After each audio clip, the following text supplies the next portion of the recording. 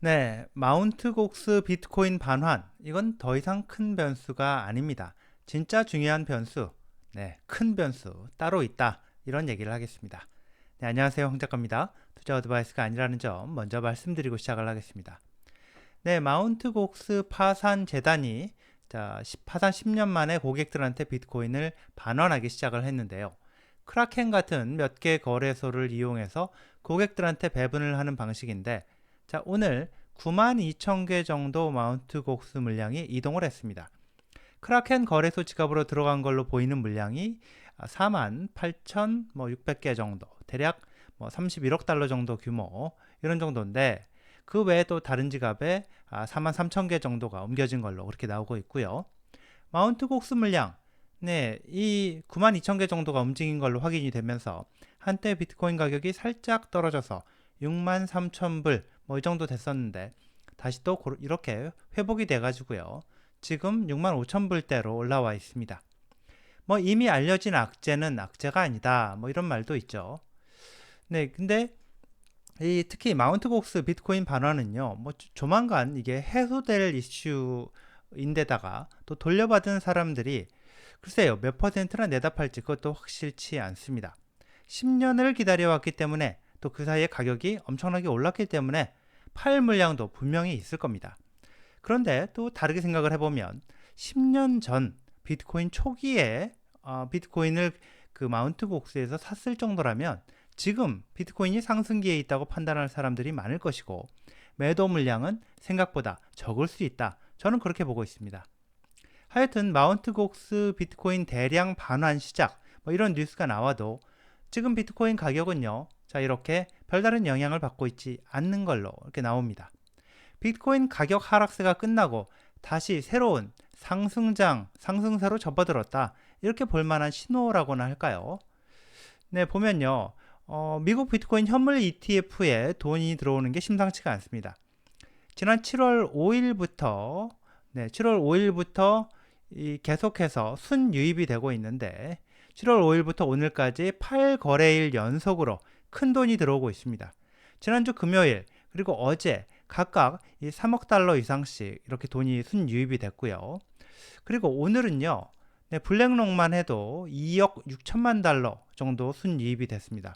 블랙록의 비트코인 현물 ETF에만 2억 6천만 달러가 들어왔습니다. GBTC에서는 유출된 돈이 없었고요. 미국 비트코인 현물 ETF는 7월 5일 이후 계속해서 비트코인을 많게는 하루 3억 달러 이상씩 이렇게 사들이고 있는 중입니다. 네, 네. 보면요, 이렇게 다들 지금 아마 동의를 하실 겁니다. 어떤 부분이냐면, 미국 대통령 선거가 비트코인 가격에 상당한 영향을 미칠 거다. 이 부분에는 다들 동의를 하실 건데요. 네, 트럼프랑 공화당이 비트코인, 암호화폐 투자를 하면 우리를 찍어라 이렇게 치고 나가니까, 이 코인 유권자들한테 표를 받기 위해서 치고 나가니까 코인의 적대적이었던 이 바이든이랑 민주당 쪽에서 뭔가 태도를 바꾸는 모습이죠. 네, 이더리움 ETF, 현물 ETF 안 해줄 것처럼 안 해주는 게 거의 확정적이다 이러다가 갑자기 막판에 해준 것도 그렇고, 대놓고 우리도 암호화폐 산업 발전시키겠다, 코인 투자하면 우리 찍어라, 이렇게까지 이 바이든 민주당 쪽에서 하고 있지는 않지만, 우리도 코인 때려잡겠다는 건 아니다, 이런 뉘앙스를 풍기고 있는 것도 사실입니다. 대선에 트럼프가 당선될 가능성 굉장히 높게 나오는 게 사실인데, 아직 선거 많이 남아 있습니다. 11월 때까지, 그때 그 안에 무슨 일이 일어날지 알 수 없죠.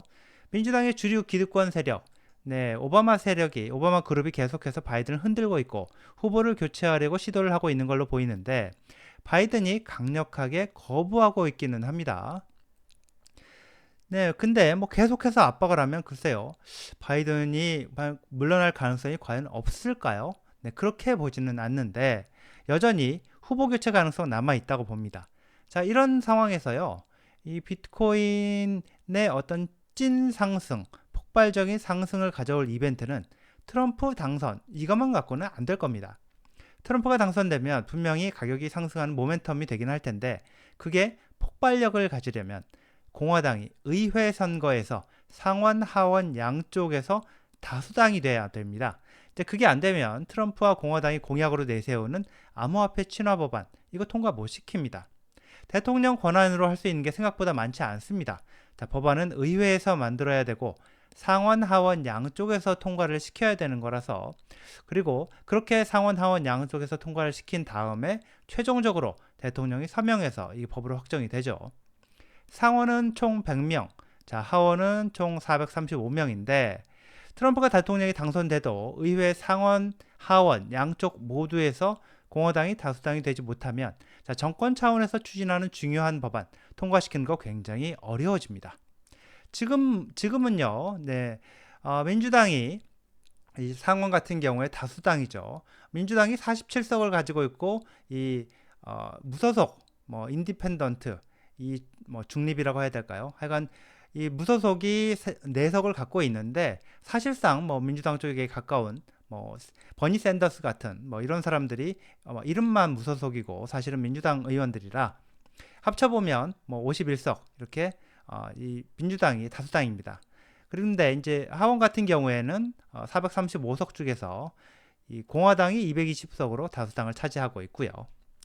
이렇습니다. 그래서 양쪽에서 다 다수당이 되지 않으면 이 대통령에 당선되는 이 정당이, 대통령을 배출한 정당이 의회 상원 하원 양쪽을 모두 장악하지 못하면, 다수당이 되지 못하면 정권 차원에서 추진하는 중요한 법안을 통과시키는 거 굉장히 어려워질 겁니다. 그렇기 때문에 다시 말해서 이 총선과 대선, 자, 이거 대선 결과 총선도 같이 봐야 되고요. 둘 다 비트코인 암호화폐 친화적인 후보와 정당이 이기게 되면 폭발적인 상승이 시작될 걸로 그렇게 보고 있습니다. 네, 여기까지입니다. 시청해 주셔서 감사합니다.